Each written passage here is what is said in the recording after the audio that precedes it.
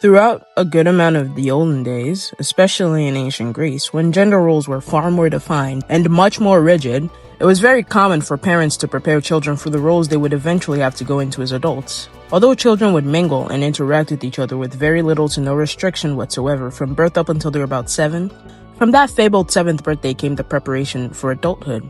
Girls would be taught by their mothers and women around them the essential tasks for taking care of a home.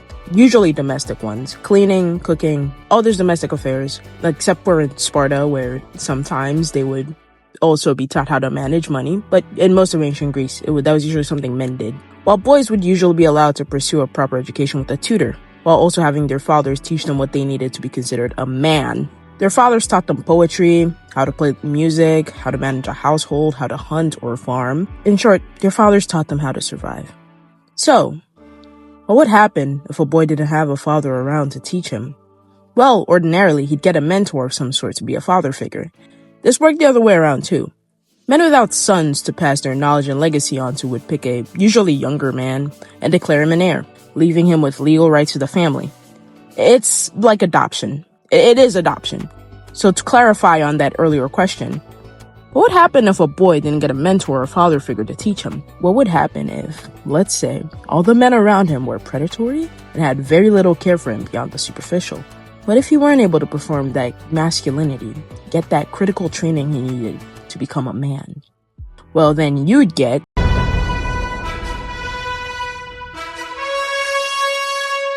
Telemachus is a special character in Epic. As the son of our main protagonist Odysseus and the main character of his own little, unfortunately off-screen arc, he's stuck in a really weird position. With the Wisdom Saga, especially legendary, showing up right after the incredibly emotional intense Thunder Saga, it is very jarring. We went from the remainder of Odysseus' crew dying and just the sheer brutality to this happy-go-lucky Disney kid singing about how he wants to be a real hero, just like Dad. While I was really ecstatic the first time I heard it, mostly because I was 15 and trapped in my hellish school, and this was the only thing I'd been looking forward to since July, Thunder Saga release date, I quickly grew resentful of this bright-eyed, bushy-tailed boy. I absolutely despised him. I wanted him gone from my musical about a traumatized war veteran getting back to his home. What the fuck is he smiling? Get his stupid ass out! Anyways, point is, I thought Telemachus was pointless. I was waiting the whole musical for him to be a little bit more relevant, and despite my earlier joke, I actually did quite like him. He was a fun contrast to his father, and even though the Wisdom Saga was quite jarring to me, I still thought it was a fine introduction to the conflict back home. We see the inexperienced 20-year-old son of Odysseus and get an insight into the affairs back at Ithaca, the selfish nobles trying to steal away the throne for their own personal gain, because they had the belief that Odysseus was dead, and we saw the contrast of the loyalty of Telemachus and Penelope, as opposed to the suitors and some of the servants in the palace. And we saw that they still held affection for Odie, and would keep on waiting and yearning for his return. The whole situation was tense, and it really made you wonder, if Odysseus didn't get there fast enough, who would assume his role as king? After all, it had been 20 years, and that's far too much time for Odysseus' estate to be left alone. The social-political commentary makes it seem like it's about the kingdom, but it's really just about the estate. Ancient Greek laws seldom permitted a woman to be capable of inheriting and much less controlling the estate. And in the cases that she were able to, once a man married her, the estate was to become his. Or if her son was old enough and well-trained enough, he could inherit it. Now, the proper legal term for this situation is epiklerati, which is when an estate is intestate, or, without a proper heir. This is because Odysseus hadn't made a proper will before he left. At most, he had just said Telemachus would inherit the kingship, of course, once he reached adulthood. This isn't stated in Epic, but there isn't much evidence to suggest that the situation wasn't the same. So, for the sake of this analysis, I'll have to assume that it is. Penelope in this case is the epikleros, which is technically the heiress of the estate, but only in the sense that the estate was tied to her. And in Penelope's space specifically, it was because Odysseus was assumed to be dead by most people, and so Penelope was treated the same as a widow. Hence why Ithaca's young noble population was just so eager to marry her. It wasn't necessarily because she was so beautiful that every man wanted her, although that may have very well been a plus. We can see this in both the challenge and at the beginning of Hold Them Down, where they sing. Whoever can string my husband's own bow and shoot through 12 axes cleanly will be the new king. Sit down at the throne and rule with me as his queen. Whoever can string the old king's bow and shoot through 12 axes cleanly will be the new king, sit down at the throne. Penelope as his queen. The focus is primarily on marrying Penelope to become the king. This would directly threaten Odysseus' line, because then it would prevent Telemachus from becoming king himself, even though that is what Odie would have wanted. So now, with the exact situation being outlined, you might wonder, wait, Telemachus is 20, and so an adult. Why can't he assume the role of king until his dad comes back? Well, if we were to go back to the Odyssey, the simple answer is that Telemachus doesn't have any political power, but the suitors, who are older noblemen and have been around much longer, do. And since Ithaca in the Odyssey has a council of elders, some of whose sons are a part of the suitors, Telemachus becoming king would cause major backlash. But that's boring. Relevant, but still boring. It's also not stated in Epic, which leads to the hilarious but horrifying implication that Ithaca in Epic is an absolute monarchy. Whether or not there is a council in Epic is something I cannot really prove, so instead, I'd like to propose this idea. Telemachus is not considered a man. There's precedent for this in the Odyssey, but I'm talking about Epic Telemachus, so I won't really reference the Odyssey unless I need to. Telly might physically be a man, he's 20, but no one, especially not the suitors, regard him as one. Unfortunately, Telemachus and Penelope have no interactions in Epic, so I have no notes on exactly how Penelope perceives him, but specifically Antinous does interact with him, and Antinous serves as sort of the mouthpiece for the suitors. While he has his own personality, he, much like Eurylochus for the crew, represents the general thoughts of the suitors, so we know the suitors do not see Telemachus as a man. Telemachus says it in Legendary first, and we hear it again. 108 old faces of men who call me small. Boy, When's your tramp of a mother gonna choose a new husband? Why don't you open her room so we can have fun with her? These two lines introduce us to how Telemachus is perceived despite being physically old enough to be considered a man. They see him as just a kid. Most of Little Wolf consists of the suitors treating Telemachus as a child from what they call him. take this strike, little wolf, strike. Wanna be a man then? Fight, little wolf, fight, little wolf, fight. I'll teach you all the lessons your daddy never could. This cruel world doesn't give out presents just for being good. So Go back and cry in your corner. make sure your mother hears. All of those lines emphasize Telemachus' inexperience in youth, especially the wanna be a man line. That straight up tells us that Telemachus is not considered a man. He's still considered a boy. And this is probably because in ancient Greece, I'm sorry guys, the age didn't necessarily determine whether or not someone was a man. It was actually two things. One, whether or not they were done with puberty, which would probably be signified by the presence of facial hair, which Telemachus probably has. I mean, no one draws him with it. Well, I mean, a couple artists draw him with it, but like most artists don't draw him with it. And that's probably just to signify that he's young, like a young man, not a little kid. Like he's a youth. And two, military service. Young men would have had to be trained and likely been in some sort of battle to prove their manhood. Hence why Neoptolemus was considered a man despite being possibly 15 during the Trojan War. But Telemachus, who was 20, is not. Telemachus hasn't even been in a fight before, as he implies in My time with you has been splendid. The best day of my life, cause I got in a fight and I didn't die. I've never felt strong before. This guy hasn't even fought anyone before, as shown by his claim of not dying. He's unaware of how a real fight is supposed to go, much less anything to do with the military. He's inexperienced and weak, which are not good traits of a leader. He also hasn't got a whole lot of confidence in himself, as shown by the entirety of Legendary, where he spends the song talking about how he wishes he was strong enough to protect his mother, and even in We'll Be Fine, where he outright says, I've never felt strong before.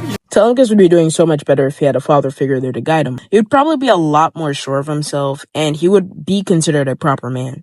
The suitors would probably consider him as more of a threat, and therefore there would be much less of them trying to get married to Penelope, since Telemachus' presence would make it seem much less worth it. It's sort of like how the presence of a male lion in a pride drives away competitors and encourages bolder competition to try harder to take over the pride. Using the same lion analogy, Telemachus at the current point in the story is more like a lion cub, because if they got rid of him, that would prevent him from being able to fight back when he's older and stronger, and would give whatever potential children the suitors had with Penelope more claim to the throne.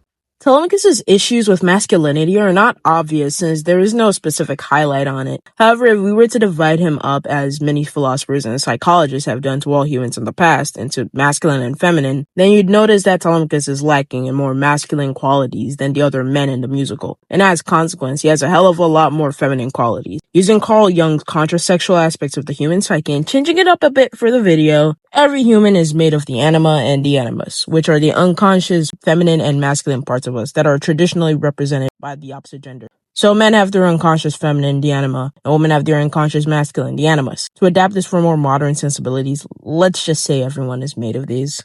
The anima tends to show up as more traditionally feminine qualities: adaptability, receptiveness, intuition, emotional intelligence, the capacity for deep, meaningful connection, expressiveness, empathy, compassion, vulnerability, and creativity, among others. Yeah, I think this is kind of weird because it implies that men are like, never mind.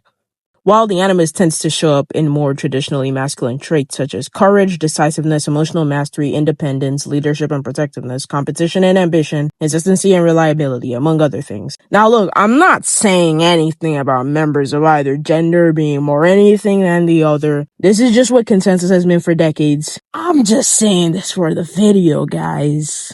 This does not reflect my own beliefs. If you take a look at the qualities listed, you'll notice that Telemachus seems to have an abundance of more feminine qualities with how he's depicted in Epic, while clearly desiring more masculine qualities for himself, but being unable to be that masculine himself he wants to be. He's very adaptable, as shown of him, with Athena's help, managing to fight back against Antinous, turning the tides for a little bit by figuring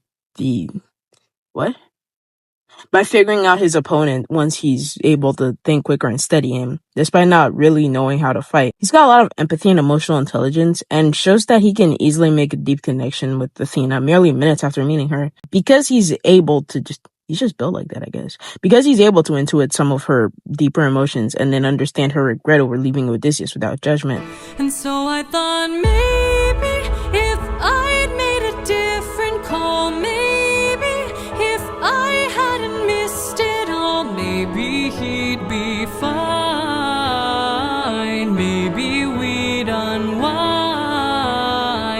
Maybe if I help another soul, maybe if I helped you reach your goal, life could be that bright. I could sleep at night.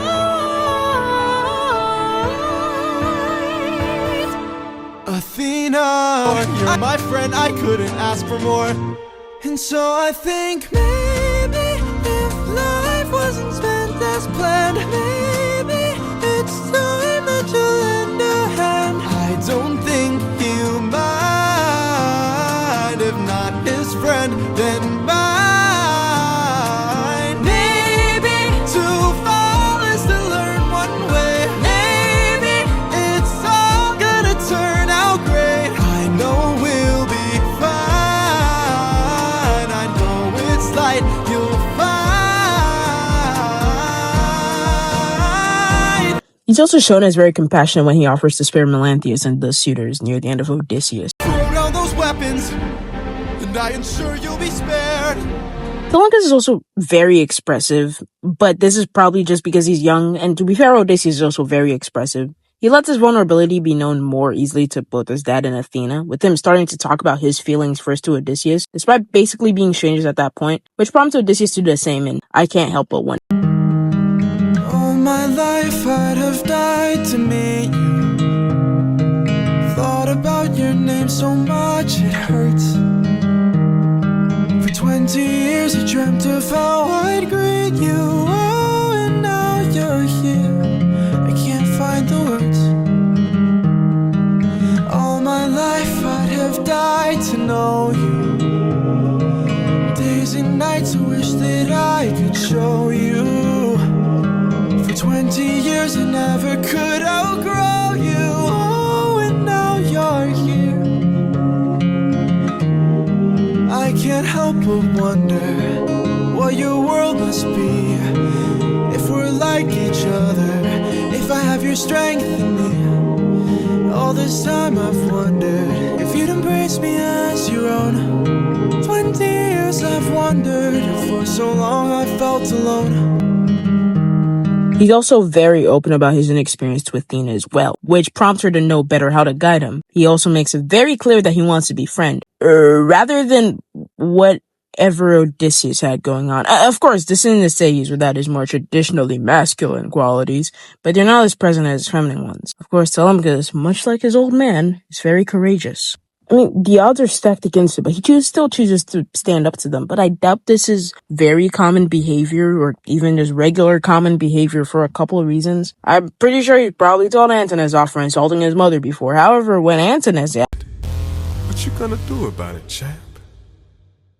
followed by Telemachus saying, Somebody tell me, come and give me a sign. If I fight this monster, is it you I'll find? hell, even the line where Antinous said, Hold us down while the boy gets bolder. Where in the hell is our pride and our rage? it suggests that Telemachus is, no pun intended, all bark and no bite. Antinous' question exists as a challenge to Telemachus. If Telemachus had been a frequent fighter, I believe Antinous' question would have been posed more as a, you're really trying this again kind of question. Even if you want to argue, oh, but what if he meant Telemachus is an ineffectual fighter and isn't making any impact by fighting him because he keeps losing? May I direct you to the last line in Legendary, followed by Telemachus saying, I got in a fight and I didn't die, and we'll be fine. This kid has no clue what he's doing, and this is very new behavior from him. Since he's being courageous and bold all of a sudden, Antinous implies it too. The second Telemachus is encountering, this guy suggests murdering him. Just Telemachus shows immense courage, bordering on impulse, because at that point in Legendary, he didn't know what would happen. And as Will Be Fine suggests, he fully expected to die, like straight up. This is his first time being properly courageous, and his first sign of bold behavior, which is somewhat similar to a teenager rebelling for the first time. If Telemachus hadn't taken the first step as a show of his desire to be more masculine, the suitors wouldn't have felt so threatened later, and Athena likely would have had to wait longer without having him as a suitable mentor. Of course, with this, Telemachus is also showing off his first signs of independence. Hell, he even goes on an entire off-screen diplomatic mission, which, if it's anything like the Odyssey, sorry to bring that up again, led to him learning the art of speech-making and also learning a lot from Odie's old war buddy Menelaus. Sorry. And whatever that bromance was between him and Pisistratus. You guys should read the Odyssey, that was very nice. He's very clearly protective of his mother and began to show signs of ambition for himself. But don't you think he wouldn't have suppressed these traits if he had a suitable father figure along the way to guide them? When Athena shows up and guides him, he begins to develop more masculine traits. His ambition, his courage, and independence are nurtured and grow even more. Considering he doesn't coordinate the suitor attack with Odysseus in this version, this was likely a joint effort on him and Athena's parts to assert their will and remove the suitors from the estate in the end of Odysseus, which is something that falls into the masculine category of traits. I'm not reaching, guys, I swear. This big battle would also conveniently cement Telemachus as a man, because his participation in this would have been equal to military service and would have been the last thing he needed to become a man and uphold his father's wishes. And protect his mother, too. Good job, Telemachus. You're doing so great. I know Telemachus in some ways is supposed to represent a younger Odysseus, what he might have been like. However, in even the one canon song where we see a young Odysseus interacting with Athena, missed opportunity, I think. He doesn't have the same quick desire to immediately bond with her. I know the animatics do the high five thing, but even from the words, despite being so young, you might assume, he'd be more feminine. Odysseus shows more excitement at these masculine qualities that Athena possesses. He focuses on her battle prowess, and although he says and seems to hope to be the best of friends, it comes off as out of his own ambition and desire to be on good terms with someone he respects so much. He's kind of like a fanboy who wants to mentee and build a relationship with his hero. Telemachus displays much more emotional maturity and understanding than his dad did while he was young. To be fair, we don't know how old Odysseus was. He could have been like 13 or 12 or 9. And Telemachus is 20. And I feel like this should not be explained, but most 20-year-olds are way more mature than most preteens or young teens.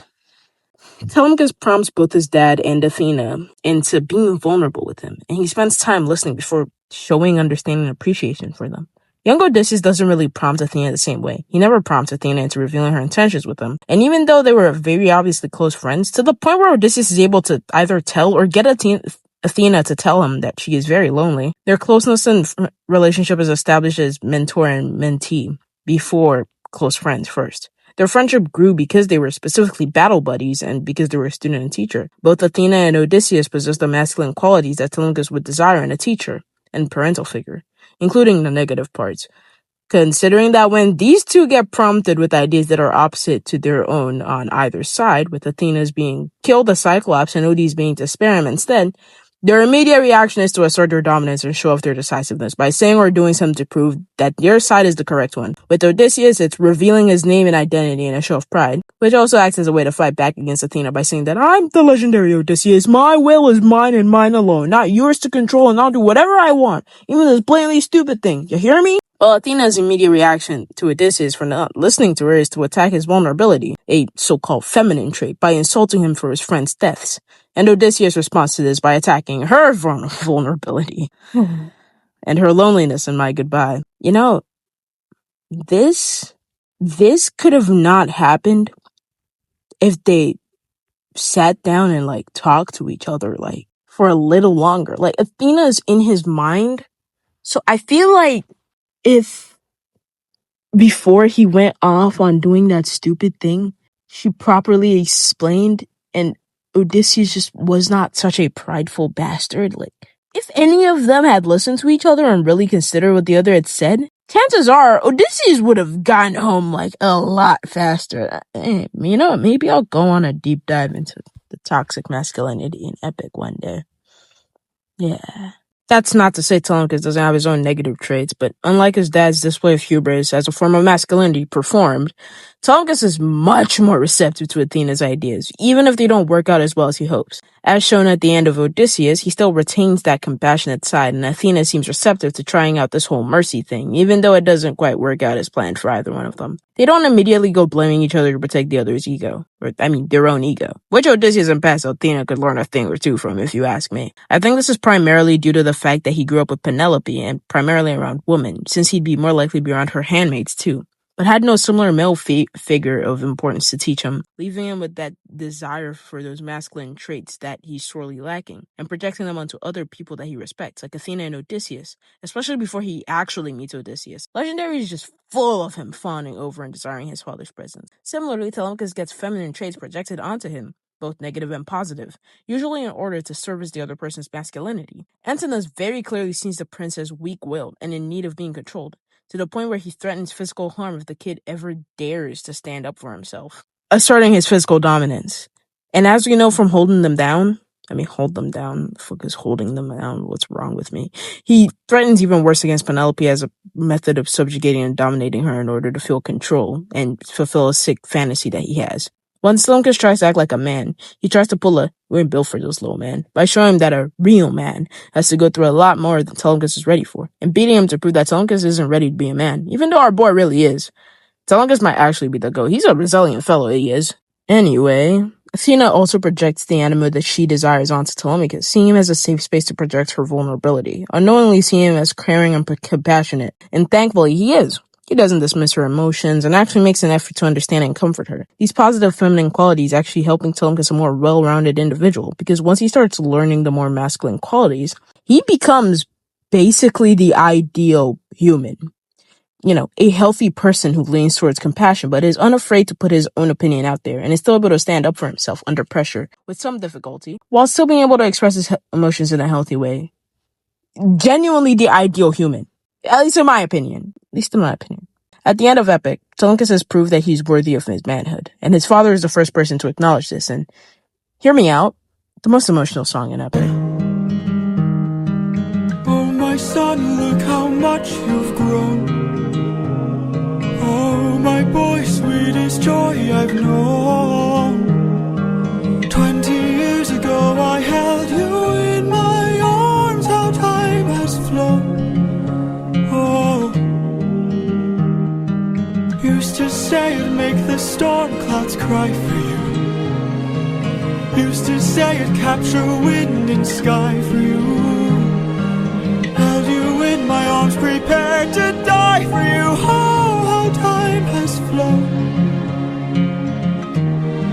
I can only wonder what your world has been. Things you've had to suffer and the strength you hold within.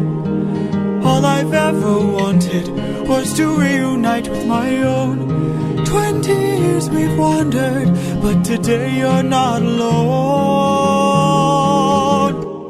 My son, I'm finally home.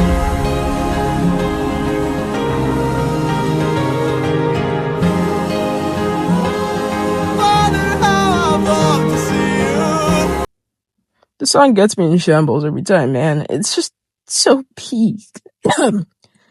Oh, I know Odysseus is probably referring to Telemachus' physical appearance since, again, he's literally a grown-ass man. But I think he's more referring to his son still ending up as a man in the cultural sense. And keep your friends close. One of the things Odysseus wishes is... Time for me to be the father I never was. Which is very easy to interpret. Aside from the obvious, which is being there and loving his kid, he also desires teaching him everything he knows. Which makes I can't help but wonder even more bittersweet, because there isn't much left Odysseus can teach him. Unfortunately, he came home pretty late, and although he's proud of who his son has become, he can't be the guy Telemachus comes to when he falls and skins his knee, because Telemachus is probably going to be able to take care of it himself. Him reminiscing about Telemachus' babyhood isn't just telling him about the last time he saw him. It's also Odysseus internally admitting to himself that he's missed a lot of the major life events Telemachus experienced, and that as much as he wanted to be a father, he was barely able to father him. But he'd still like to be his father and learn about him, if Telemachus would accept him, which he does. And as Telemachus points out, he still desires his father's approval and wants him around despite everything. Father?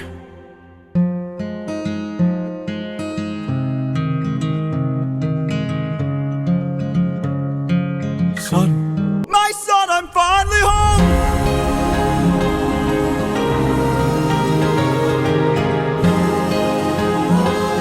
Father, how I've longed to see you.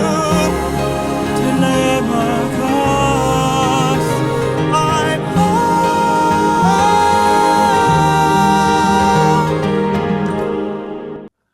I'm almost crying just thinking about this. It's a beautiful song and one of my favorites in the entire musical.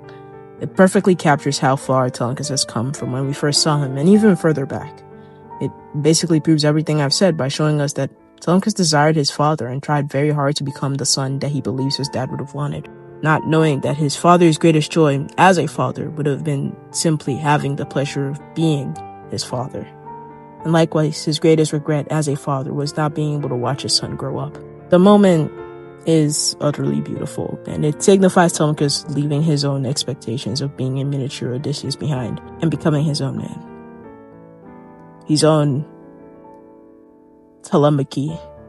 This truly was the greatest Journey-Machi. This was the greatest Journey-Machi. This doesn't conclude Telemachus' storyline, and hey, maybe we'll get a glimpse into what he's doing after the events of Epic. However, it does conclude the story of Telemachus' journey, his odyssey from boyhood into adulthood. His Telemachy. I already made that joke. And with that, this video, I will be releasing another one on how tarot cards are epic. The musical. Somehow, if you did enjoy that, let me know. And I'd love to see what you guys think.